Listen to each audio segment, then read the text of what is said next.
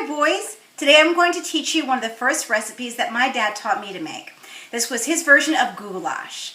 And the great thing about this is the ingredients at your commissary for this are going to run you maybe $9. But this fed a family of 5, including 3 boys, and we always had a little leftovers afterwards. So this is a really good cost-saving one. So let's first talk about the ingredients that you're going to need for this.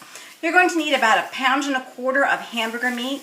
I like to try to get the lean if I can, as lean as I can get. You're also going to need a can or a jar of spaghetti sauce. Any kind is good. You'll need some pasta. You can use the elbow, you can use shells, you can use ruffle pasta, whatever works for you.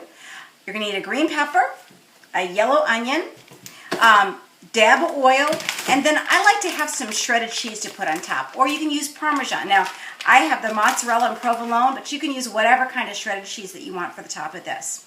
Let's talk about the tools that you'll need. This is so easy.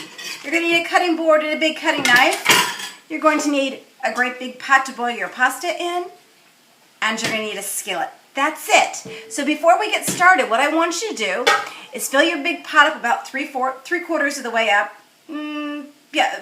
Three-quarters of the way up, and get that water boiling. And while that's doing that, then we're going to go ahead and start prepping. Okay, so let's get started. Okay, so while I'm waiting for my water to come to a boil, I'm going to go ahead and show you guys how to cut up a green onion. This is really simple. So you see how it's got these different quarters in there? I'm just going to use the knife to cut along those. It's going to sink kind of halfway in there, and you'll see that the center is hollow. So I've cut along those, and then I'm just going to pull it apart like this. You see how the seeds are in the inside? I'm just going to discard that. And then I'm just going to use my knife and cut away the fleshy area, and then I'm going to dice this up. So go ahead and do that, and then we'll come back and I'll show you how to do the onion.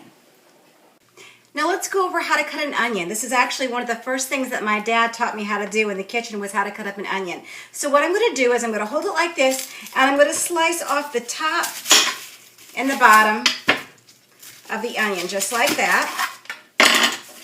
And then I'm going to peel away the outer skin, okay? Now the problem with onions is when you cut them, your eyes tend to water, so the way to get around that is actually to rinse it under your cold water really good. Okay, and then what you want to do is take your knife and you're going to cut a cross pattern across the top. So I'm cutting a series of cuts across the top one way. I don't know if you can see that. Just like that. And then I'm going to turn it halfway, and I'm going to do another series of cuts. So it almost looks like a checkerboard. Okay. So that's how it looks. Now what you're going to do is set it on its side and then cut some thin slices. And what you'll find is what cuts away is chopped up onion, just little pieces of onion. Go ahead and do that for your whole onion, and then we're going to go ahead and get started and brown our meat. Okay, in the meantime, let's check our pasta water and see how that's going. Okay, while my pasta's cooking, I've gotten out my big skillet. I've added just a little bit of oil to the bottom to keep things from sticking, and I've added to the skillet my green pepper and my onion. And I'm going to stir these and cook these for about 3 minutes until they're nice and tender. And then I'm going to go ahead and add my ground beef and brown that as well. When we get done, I'm going to show you how that looks. Okay, so I've browned my ground beef in my skillet along with my onions and my green peppers, and I'm going to add some salt and pepper. You can add some garlic salt if you want to, or if you have fresh garlic, you want to throw that in there. That's really good too.